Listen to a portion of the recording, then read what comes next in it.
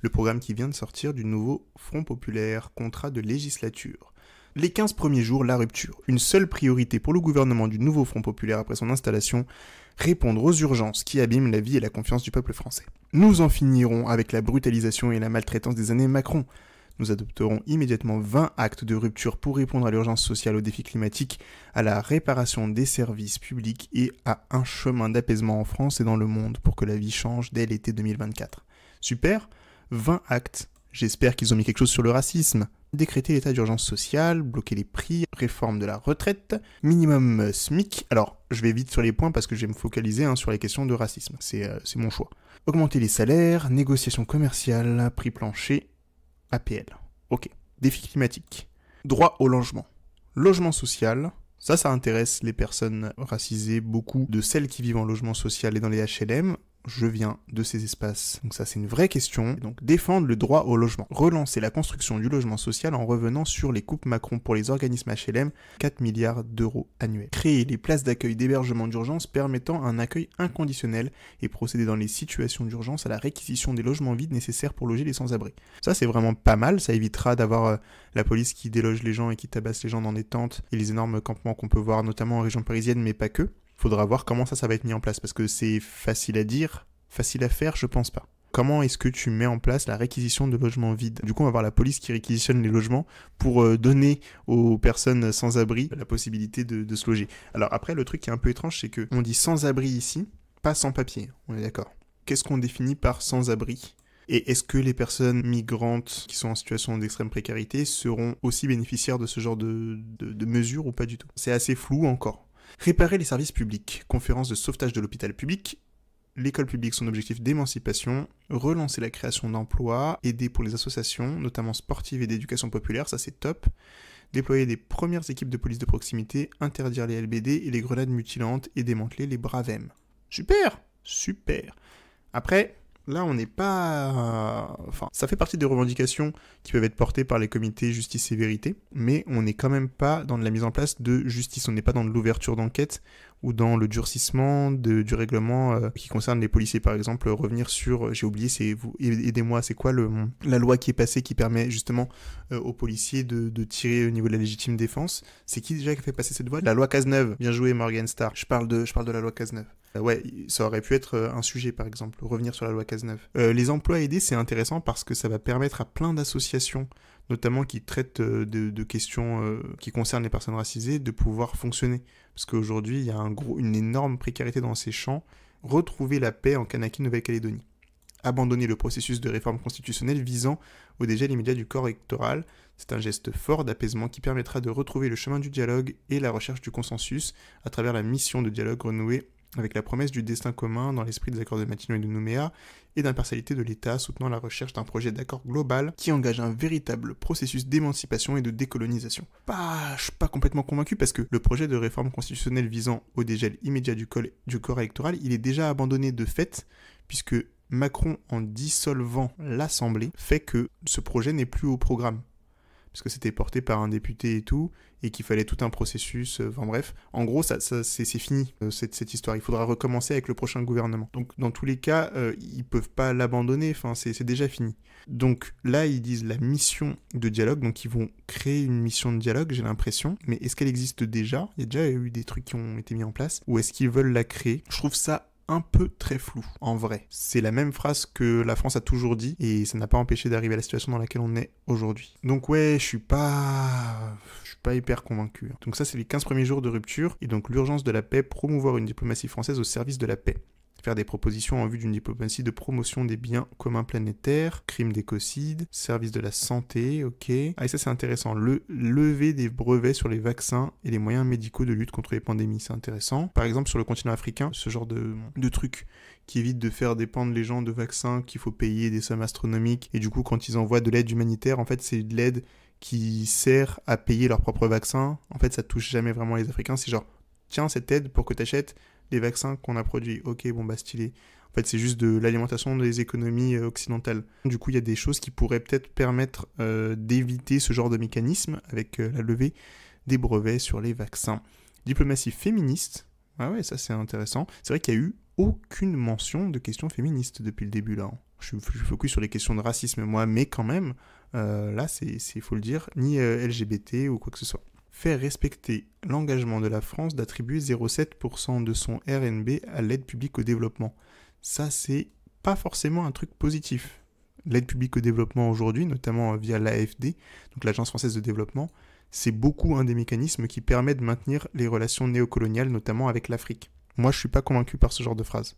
Parce que, en fait, les aides publiques au développement, aujourd'hui, elles créent des dépendances des anciens pays colonisés aux anciens colonisateurs, c'est ce qu'elles font. Ça n'aide pas au développement, ça maintient des systèmes de dépendance. Donc si on me disait, on veut repenser complètement le fonctionnement des aides publiques au développement, changer de nom d'ailleurs, changer de fonctionnement, changer tout ce système, là je me dirais c'est intéressant. Mais là, faire respecter l'engagement de la France d'attribuer 0,7% à l'aide publique, on dirait que la France elle fait un cadeau. Alors que si vous savez comment fonctionnent les aides au développement, c'est pas du tout des cadeaux, c'est des espèces d'escroqueries qui te permettent de donner des thunes, qui permettent de financer tes propres entreprises dans les pays, ce qui permet d'avoir un lien maintenu avec ces territoires ou d'imposer tes politiques culturelles ou autres dans les pays qui reçoivent les aides. Les aides. Et d'ailleurs, j'ai fait une vidéo sur ces sujets qui est une de mes séries de vidéos les plus sous-cotées, je pense. Du coup, je vais faire de l'auto-promo parce que cette série-là, est vraiment sous-cotée. Ah voilà. Quand vous allez sur la chaîne Histoire Crépue, vous descendez et vous allez avoir Dette africaine, qui est une série de 4 vidéos qui expliquent comment fonctionne le mécanisme des aides au développement, comment fonctionnent les dettes africaines, parce que les pays africains ont beaucoup de dettes envers des États comme les États occidentaux, et comment ce système permet de maintenir des relations de dépendance entre les anciennes colonies et les anciens colonisateurs. C'est une des premières séries que j'ai faites, et vraiment le nombre de vues est trop bas pour mon honneur. Donc vous devez la regarder. Alors hop, agir pour le cessez-le-feu immédiat à Gaza et pour une paix juste et durable. Rompre avec le soutien coupable du gouvernement français au gouvernement suprémaciste d'extrême droite. C'est très intéressant. Et faire respecter l'ordonnance de la Cour internationale de justice qui évoque sans ambiguïté un risque de génocide. Ça peut être quelque chose de concret. Agir pour la libération des otages détenus depuis les massacres terroristes du Hamas, dont nous rejetons le projet théocratique, et pour la libération des prisonniers politiques palestiniens. Très bien. Mais agir, qu'est-ce que ça veut dire? Je sais pas. Est-ce qu'ils vont faire passer les services français, services secrets français, enfin, peut-être des missions diplomatiques? Soutenir la Cour pénale internationale, ça c'est hyper important. Dans ses poursuites contre les dirigeants du Hamas et le gouvernement de Netanyahou, mais aussi contre d'autres dirigeants. Moi, j'espère un jour qu'il y aura une enquête qui s'ouvrira de la CPI contre Sarkozy, par exemple, pour la dévastation de la Libye, pas que Sarkozy, hein, bien sûr. Plusieurs dirigeants occidentaux, hein. La Libye, l'Irak, la Syrie, l'Afghanistan, le Mali. Il y a beaucoup de territoires où on pourrait ouvrir des petites enquêtes de la CPI. Vous voyez ce que je veux dire? Il n'y a pas que Netanyahou et le Hamas hein, dans le bail. Il y a beaucoup de matière. Reconnaître immédiatement l'État de Palestine, ça c'est super. Décréter un embargo sur les livraisons d'armes à Israël, parfait. Infliger des sanctions contre le gouvernement d'extrême droite de Netanyahou, tant que celui-ci ne respecte pas le droit international. Demander la suspension de l'accord d'association. Ah, ça c'est encore une autre dimension, c'est vraiment l'ensemble du pays Israël, pas qu'une attaque contre la politique de Netanyahou. Permettre l'organisation d'élections libres sous contrôle international pour permettre aux Palestiniens de décider de leur destin. Ça va pas marcher. Dans un pays en guerre comme ça, tu peux pas faire d'élections, enfin c'est juste pas matériellement faisable. Faire respecter la souveraineté du Liban et la protection des 700 Français engagés sous casque bleu pour le droit international. Ça c'est intéressant, mais c'est aussi un peu bizarre, parce que le Liban c'est un ancien protectorat français. Alors, j'espère que vous connaissez l'histoire coloniale du Liban, qui était avant sous domination ottomane, donc dans l'Empire ottoman, mais qui est connecté avec la France depuis très très longtemps, depuis l'époque des croisades chrétiennes, et pendant toute la période depuis les croisades jusqu'à aujourd'hui, la France a eu beaucoup d'influence dans l'Empire ottoman, notamment avec les communautés chrétiennes maronites du Mont Liban, et avec le Liban comme territoire, mais ça n'existait pas comme territoire à l'époque. Donc c'est au moment où l'Empire ottoman s'effondre suite à la Première Guerre mondiale que les puissances européennes vont se répartir le Moyen-Orient et vont faire un découpage colonial des frontières et vont créer les frontières coloniales du Liban, de la Syrie actuelle, mais aussi de la Palestine, donc qui va devenir ensuite Israël. Donc ça, c'est bien les puissances coloniales qui dessinent toutes ces frontières. Et du coup, depuis ce moment, il y a un lien entre la France et le Liban qui est très fort, mais qui est beaucoup un lien colonial. La France va instrumentaliser le Liban pour être une sorte de base de ses intérêts dans la région Moyen-Orient. Et donc quand on dit une phrase comme ça, encore une fois, il faut la déconstruire, quoi. Parce que ça a l'air stylé, et il faut faire respecter la souveraineté du Liban, parce qu'aujourd'hui, Israël viole la souveraineté du Liban à plusieurs reprises. Mais explicitons bien les choses. Je pense que c'est important. Et j'aurais bien aimé quelque chose, moi, sur le Sahel, sur l'Afrique, sur la France-Afrique, silence radio sur ces sujets.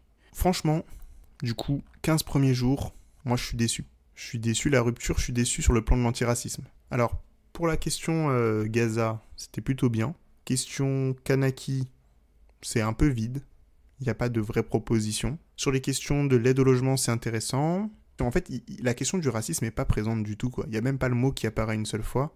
Voilà, il n'y a pas de projet de lutte contre le racisme, ni de projet de définition de ce que pourrait être le racisme ou quoi que ce soit, alors que pourtant, c'est bien toujours un des arguments centraux qui va être au cœur du discours des membres du Front populaire. Donc pour moi, ça, c'est un gros problème. Et ensuite, on va avoir les 100 premiers jours. Donc ça, c'est la deuxième partie. Je trouve ça grave que dans la première partie, il n'y ait rien de clair. Alors après, dites-moi ce que vous en pensez, hein, mais je trouve que c'est pas encore à la hauteur. Ce serait un peu le premier et plus important acte antiraciste, non. Bah non, Morgenstar, non. Victoire contre le RN, c'est une victoire contre le RN, très bien. Mais le racisme, c'est pas le monopole du RN. C'est ce que je dis dans toutes mes vidéos. Le racisme, il faut lutter contre. Lutter contre le RN, c'est pas lutter contre le racisme. Certes, le RN est raciste, mais c'est pas le seul. Et la preuve là, c'est que la gauche n'a pas de projet antiraciste concret. Et pourtant, la gauche a du racisme comme tous les partis. Moi aussi, hein, je veux dire, c'est pas une question de morale, encore une fois. Moi, j'approche pas le racisme comme un problème moral. Le racisme, c'est une culture qui est issue d'un projet de domination politique. C'est un système de domination qui est mis en place pour des intérêts politiques, économiques, etc. C'est pas parce que les gens sont méchants. Et donc, il y a du racisme à gauche, au centre, à l'extrême droite, à droite. On peut lutter contre le RN. Ça veut pas dire qu'on a lutté contre le racisme. Ça veut pas dire qu'on a résolu le racisme. Il faut des vraies propositions antiracistes. Vous voyez ce que je veux dire ? Et là, il n'y a rien sur le racisme, le féminisme, les luttes LGBTQI, le validisme, etc. Ça me choquerait pas si on n'utilisait pas autant l'argument du racisme, en fait. Vous voyez ce que je veux dire ? Si on nous disait qu'on lutte contre l'extrême droite parce que l'extrême droite, je sais même pas, ce qui fait autant peur aux gens dans l'extrême droite, c'est surtout la question du racisme, vous voyez ? Quand vous dites à quelqu'un l'extrême droite, le premier truc qui va sortir, ça va être le racisme. La haine de l'autre, la discrimination, et pourtant, il n'y a rien. Je trouve que c'est grave. Mais ça veut pas dire que je vais pas aller voter pour le Front populaire, hein. Mais je trouve que c'est pas à la hauteur des enjeux et de la période. Et ça montre pour une personne racisée que, on agite racisme, qu'on s'en fout en fait. Donc je trouve qu'il y a quelque chose qui est dommage, mais ça veut pas dire que tout est perdu. Je pense que justement, il est de notre devoir maintenant, dans les jours qui arrivent, d'aller voir les gens du Front populaire pour leur dire « Mais les refrains, les receux, qu'est-ce que vous diriez si on ajoute des propositions ?»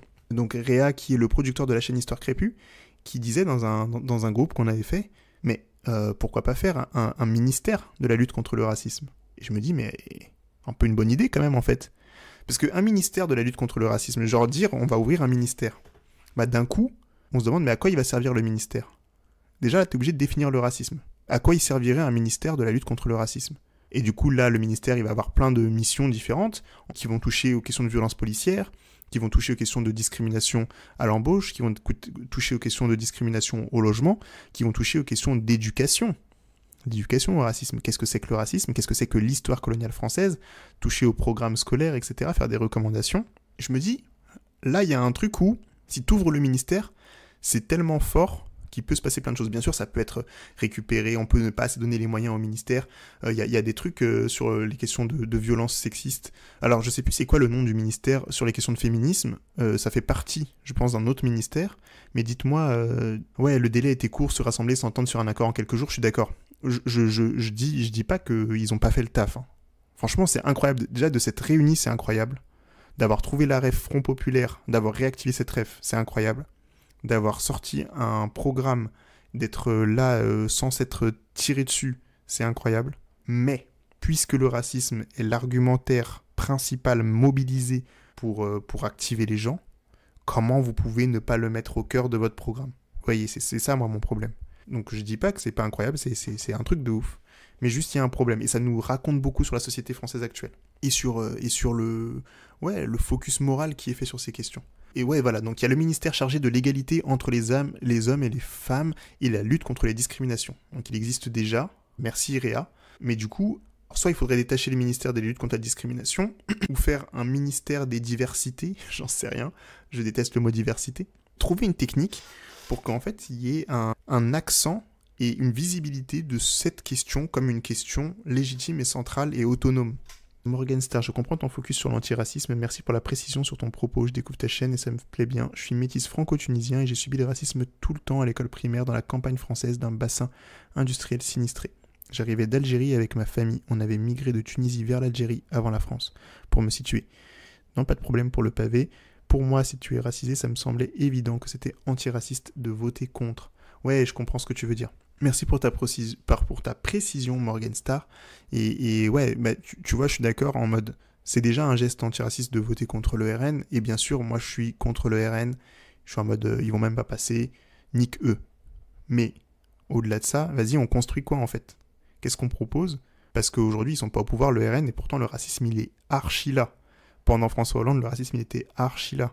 Donc, comment on fait quelque chose de concret contre le racisme ? Moi, c'est ça la question qui m'intéresse vraiment et que j'attends beaucoup du Front Populaire sur cette question. Parce que le Front Populaire, ça a une histoire. On va le voir dans la semaine qui va venir avec plusieurs lives que je vais faire. Je vous montre carrément, parce que je vous ai scanné des livres. Je vais vous lire Continuité ou rupture, l'humanisme colonial du Front Populaire. Donc ça, c'était à l'époque coloniale. Comment le Front Populaire de 1936 a géré tout ça.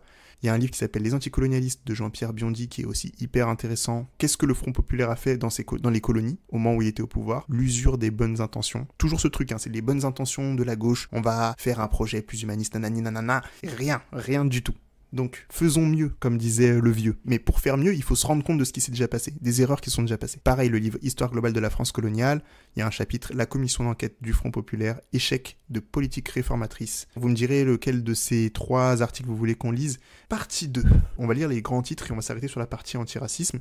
Une fois que les 15 premiers jours sont passés, on passe aux 100 jours. Donc là, il y a une grosse partie. Lutter contre toutes les formes de racisme, contre l'antisémitisme et l'islamophobie. Page 10. Une page complète. Mais c'est que dans la partie 100 jours, deuxième partie. Mais au moins, il y a le mot racisme qui apparaît, on va voir est-ce que c'est à la hauteur ou pas. Au moment où l'extrême droite menace, nous rappelons que la parole et les actes racistes, antisémites et islamophobes se propagent dans toute la société et connaissent une explosion inquiétante sans précédent. C'est vrai, aucune tolérance n'est de mise face à ces menaces et à ces comportements, d'où qu'ils viennent. S'attaquer à nos compatriotes pour leur couleur de peau, ou leur religion supposée ou réelle, c'est s'attaquer à la République. En voir certains quitter ou vouloir quitter notre pays est un échec collectif. Ok, mais je suis pas totalement convaincu par cette phrase. Non, j'ai un problème. S'attaquer à nos compatriotes pour leur couleur de peau ou leur religion supposée ou réelle, c'est s'attaquer à la République. En fait, la République, elle est au cœur du projet colonial et du projet raciste dans l'histoire de France. C'est la République qui structure le racisme. Quand on parle de racisme structurel, c'est la République qui le structure. C'est-à-dire, comme je vous dis, le racisme, c'est pas juste la domination générale. Le racisme, c'est vraiment la manière dont les Européens ont structuré leur modèle de domination, du coup la suprématie blanche, autour du concept de race. Un concept qui est né en Europe, dans le contexte colonial. Ça ne veut pas dire qu'il n'y a pas de système de domination ailleurs, je le répète encore. Il y a des systèmes de domination dans le monde musulman, dans le monde chinois, dans l'Asie en général, en Inde, il y a les systèmes des castes. Il y a plein de systèmes de domination qui existent, mais ce ne sont pas le racisme. Le racisme, c'est le système de domination qui utilise la race, la théorie de la race. Donc ça, c'est une théorie qui a été créée en Occident à l'époque des conquêtes coloniales, qui n'a pas été créée dans un autre contexte culturel. C'est vraiment un truc, de bien de chez nous.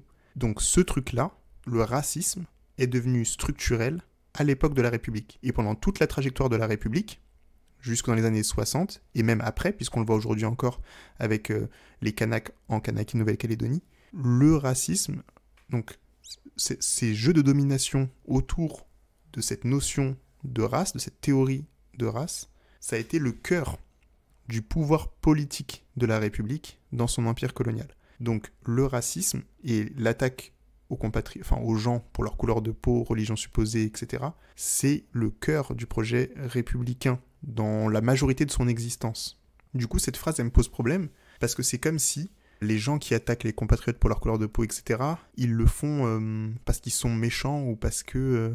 On comprend pas en fait pourquoi ils s'attaquent à leurs compatriotes. Et du coup on dit c'est attaquer la République, mais moi je pense que c'est plutôt il faut déconstruire cette histoire républicaine, et c'est cette histoire républicaine qui explique pourquoi aujourd'hui les gens s'attaquent à leurs compatriotes. Vous voyez, ils s'attaquent pas de nulle part, il y a une longue histoire d'attaque à ces gens, et c'est pour ça qu'ils le font. Je sais pas si mon truc est clair. S'attaquer à notre compatriote pour leur couleur de peau, leur religion supposée ou réelle, c'est s'attaquer à la République. Ça permet pas de comprendre le fonctionnement du truc, en fait. La République doit se remettre en question, c'est ça la réalité. Et du coup, ça permet de pas créer, de pas juger moralement ceux qui s'attaquent, vous voyez. L'enjeu, je pense que c'est plutôt de dire, nous sommes un pays qui a eu une longue histoire coloniale, qui explique pourquoi aujourd'hui les gens s'attaquent. On va déconstruire ça. Ils s'attaqueront plus parce qu'on va le casser, en fait, ce truc. On va le déconstruire, et pour ça, il faut l'expliquer. Il faut éduquer les gens à ce racisme structurel, d'où il vient, comment il s'est mis en place, pourquoi la République l'a mis en place.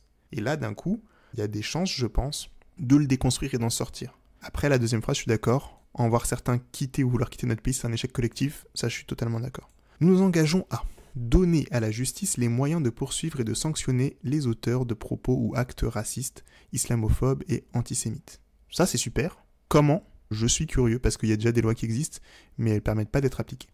Donc j'aimerais bien des points plus précis. Instaurer un commissariat à l'égalité doté d'un observatoire des discriminations et de pôles spécialisés au sein des services publics et des cours d'appel. C'est pas mal, mais observatoire des discriminations, c'est un peu large sur la question du racisme, parce que tu peux avoir des discriminations sur le validisme par exemple, des discriminations de genre, etc. Donc j'aimerais bien qu'il y ait même plusieurs observatoires qui existent, plus un observatoire global des discriminations, mais qu'il y ait vraiment un axe racisme qui soit bien précisé. Adopter et mettre en œuvre un plan de lutte contre les discriminations, notamment à l'embauche, à la santé et au logement, et le renforcement des sanctions. Trop bien, du coup, ouvrons un ministère de la lutte contre le racisme pour faire ça précisément. Et ensuite, on passe sur l'antisémitisme. L'antisémitisme a une histoire tragique dans notre pays qui ne doit pas se répéter. Et là, vous voyez ce truc très intéressant, c'est que l'antisémitisme a une histoire tragique. Là, on a directement mis l'antisémitisme dans une perspective historique. Alors que dans cette phrase-là, s'attaquer à nos compatriotes, etc., s'attaquer à la République, il n'y a pas de perspective historique du tout sur d'où vient le racisme. Et moi, c'est ça mon gros problème, et c'est pour ça que je travaille Histoire Crépue sur l'histoire coloniale.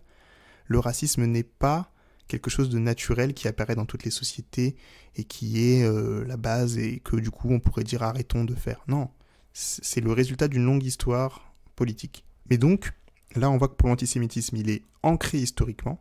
Je pense qu'il est tout autant important d'ancrer le racisme historiquement dans son contexte républicain. Tous ceux qui propagent la haine des juifs doivent être combattus. Ça, c'est très intéressant. Et vous notez aussi quand même le truc important qui est que l'antisémitisme a une place différente. Il est isolé du racisme en général. Là, on se focus sur lui. La négrophobie n'a pas un statut si développé. Ou même l'asiophobie n'est pas du tout évoquée là dans le texte. Pourtant, elle existe. L'antisémitisme est développé. Pas que lui, je suis pas en train de dire les juifs, nanani. Il y a aussi l'islamophobie qui va être développée. Vous avez deux racismes qui vont être clairement énoncés et les autres qui vont être maintenus dans le flou. Ça, c'est quelque chose sur lequel il faut veiller et c'est pour ça que je pense qu'il faut être très précis sur comment on parle de racisme et comment on l'historicise, parce que ça nous permet d'expliquer les différentes formes de racisme, comment elles existent. Et vous voyez que l'antisémitisme est souvent séparé du reste, et on le voit par exemple dans la phrase « contre les formes de racisme, contre l'antisémitisme et l'islamophobie ». L'antisémitisme, c'est une forme de racisme très spécifique qui a une histoire un peu différente de la négrophobie par exemple. Du coup, il faut comprendre ces deux histoires différentes pour comprendre comment lutter contre aussi. Nous proposerons un plan interministériel pour comprendre, prévenir et lutter contre l'antisémitisme en France, notamment à l'école, contre ses effets sur la vie des populations qui le subissent. Génial! Génial! Faisons la même chose avec le racisme de manière générale, faisons la même chose avec la négrophobie. Franchement, vous rajoutez la même phrase pour la négrophobie, rajoutez la même phrase pour l'asiophobie, vous rajoutez la même phrase pour la question des Roms, des populations du voyage, ainsi de suite. Et je pense que ça, c'est le résultat d'années de lutte contre l'antisémitisme par des associations qui ont été reconnues par l'État et qui, du coup, ont développé des argumentations très précises et qu'on a l'habitude d'entendre et qui, du coup, sont facilement reprises. Prévenir et lutter contre l'antisémitisme en France, notamment à l'école, ça existe déjà. La négrophobie, il n'y a rien du tout dessus. Pourtant, les associations existent, mais on ne leur donne pas les moyens de se déployer et que leur argumentaire devienne quelque chose qu'on a l'habitude d'entendre. Et donc ça, c'est un point important sur lequel je pense qu'il faut qu'on soit exigeant. Quand on regarde le programme du Front, il faut qu'on puisse leur dire « Trop bien, laissez cette phrase, dupliquez-la pour les différents racismes ». Une autre haine cible particulièrement les musulmans ou les personnes assimilées à cette religion. Elle découle notamment de l'omniprésence des discours islamophobes dans certains médias, de presse écrite ou audiovisuelle. Oui, c'est vrai, mais elle découle aussi d'une histoire coloniale très complexe, notamment autour de la guerre d'Algérie et du lien du coup entre l'imaginaire pied noir, les fantasmes de remplacement par des populations musulmanes dans le contexte de l'Algérie française, etc., qui font qu'aujourd'hui quand on dit on a la haine des musulmans, en fait on cible les populations qui sont dites arabes, mais qui peuvent être en fait berbères, etc. Donc, c'est vraiment une racisation. On cible ces personnes qui sont les personnes originaires de l'ancien empire colonial. Donc en fait, c'est les personnes du Maghreb, notamment d'Algérie, mais aussi du Maroc et de Tunisie. Alors que si vous avez un Indonésien qui vit en France musulman, l'islamophobie ne va pas s'appliquer à lui. Et ça va être des Sénégalais qui viennent de l'ancien empire colonial, etc. L'islamophobie qui existe en France, elle vise spécifiquement les personnes issues de l'ancien empire colonial. Après, ça s'étend bien sûr à une haine de l'islam plus globale, mais vous verrez que ceux qui le subissent le plus fort, ce sont les personnes issues de l'ancien empire colonial. Et donc c'est pour ça qu'il faut l'historiciser encore une fois. Et là, c'est pas fait. C'est comme si cette haine découlait du discours de certains médias, donc Bolloré depuis qu'il a pris CNews, mais non, Bolloré il ne fait que réactiver un discours qui existe depuis l'époque coloniale de manière extrêmement précise. Si vous regardez les discours autour de la guerre d'Algérie, comment les partisans de l'Algérie française parlent des musulmans, c'est moins pire que Bolloré. Bolloré, c'est limite, il fait copier-coller des trucs et puis il les balance sur CNews. En fait, il y a une longue histoire de l'islamophobie en France. Et donc, pour proposer un plan interministériel pour comprendre, prévenir et lutter contre l'islamophobie en France et contre ses effets sur ceux qui la subissent.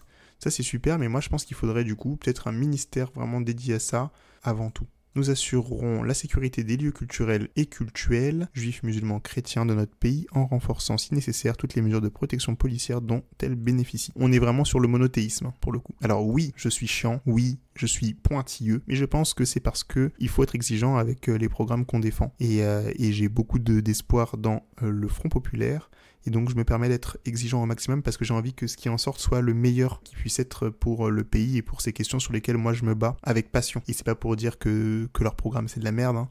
Ils ont vraiment fait le taf, bravo à eux, mais je pense qu'on peut aller plus loin. Qu'ils ont besoin de nous pour qu'on essaye d'aller plus loin justement. On commence à réfléchir avec des créateurs, créatrices de contenu à des bases de quelque chose qu'on pourrait proposer. Dès qu'il y a des choses comme ça qui se mettent en place, vous allez être au courant. Et si vous voulez vous-même en mettre en place, n'hésitez pas à les partager, à essayer de les faire circuler au maximum. Plus il y a des choses qui vont émerger, plus il y a de rassemblements qui vont se faire, plus il y a de gens qui vont se mettre en collectif pour proposer des choses, plus je pense qu'on sera solide et carré dans un moment comme celui qu'on est en train de vivre, avec ces élections qui arrivent. Le plus important, c'est de savoir est-ce qu'on est réactif, est-ce qu'on est capable de s'organiser collectivement pour proposer des choses. On est capable de critiquer, on le fait toute l'année, il n'y a pas de problème. Là, on a une opportunité de proposer des choses. Est-ce qu'on va pouvoir la saisir dans un moment d'urgence? Alors oui, tout le monde est dans l'urgence, que ce soit nous, l'extrême droite, la droite, même Macron, il s'attendait pas à ce que la gauche s'unisse aussi fort, il doit être dépassé par les événements. Tout le monde est dans ce moment d'urgence. Et là, je pense que les forces antiracistes ont un intérêt, un devoir et un besoin de s'associer pour proposer quelque chose. Et qu'on puisse dire au Front Populaire, ce que vous avez produit comme programme, c'est sympa, mais c'est pas à la hauteur. Mais on va vous proposer des choses pour que ce soit à la hauteur et que le 30 juin, le 7 juillet, on aura envie de se déplacer pour voter pour vous. On aura hâte de voir votre programme se mettre en place. On sera même pas en train de penser au RN et se dire contre l'extrême droite. Non, on sera en train de se dire, mais on kiffe, on a envie de voir ce programme se réaliser. On est grave chaud. Et pour que ça se passe, il faut que nous, les antiracistes, qui avons l'habitude de critiquer et de faire des propositions qui ne sont jamais entendues, et ben là, on puisse dire, toutes les propositions dont on parle depuis longtemps, écoutez-les, mettez-les dans votre fucking programme du Front Populaire, et surtout tenez-les, parce qu'une fois que vous aurez gagné, ce que j'espère, on sera là à vous regarder, à vous dire, limite on fait la grève quoi. Juste avant les JO, on se pose, on fait la grève, on vous laisse pas passer tant que vous avez pas mis en place ce que vous avez promis. Ils vont sortir l'excuse qu'ils peuvent plus changer le tract du programme car en cours de campagne on ne peut pas changer je ne sais quelle fumisterie. C'est vrai, ils vont le dire, mais je pense que si on a des propositions assez fortes, ils communiqueront dessus. Même si c'est pas écrit sur le programme en tant que tel, ils communiqueront dessus. Et aujourd'hui, la force des réseaux, c'est de pouvoir dire ouais, on a la vidéo de Mélenchon qui dit cette phrase. On a la vidéo de Glucksmann qui dit cette phrase. Et si on arrive à les faire dire oui, on veut faire cela, on aura assez de force, et je pense qu'on est de plus en plus d'influenceurs, influenceuses, à avoir un rapport de force qui vient des réseaux, mais aussi de la rue, Et ça, c'est important de le dire, c'est les luttes dans la rue, elles sont fondamentales et c'est le cœur de la lutte. Mais aujourd'hui, on est dans un moment où il y a aussi les luttes numériques qui ont une force de frappe gigantesque. On l'a vu avec le mouvement MeToo, avec Black Lives Matter, avec les Gilets jaunes, etc. Donc utilisons-la, en fait, ce rapport de force qu'on a réussi à avoir, qui est le seul espace où on nous a pas empêché de le prendre, parce que les plateaux télé, on nous a empêché de les prendre, les journaux, on nous a empêché d'être dedans, même s'il y a le Bondi Blog qui fait un travail super. Les réseaux sociaux, personne ne s'attendait à ce qu'on les prenne et que ce soit aussi efficace et qu'on puisse être aussi puissant, fédéré, intelligent aussi dans la manière dont on va présenter les choses. Et aujourd'hui, on sait faire du complexe, du nuancé avec les réseaux sociaux. Utilisons ce savoir-faire pour faire un réel rapport de force et qu'ils soient obligés de dire des phrases et qu'on pourra leur tomber dessus derrière avec des mèmes en disant « Tu l'as dit cette phrase, dites-moi dans les commentaires ce que vous en pensez ».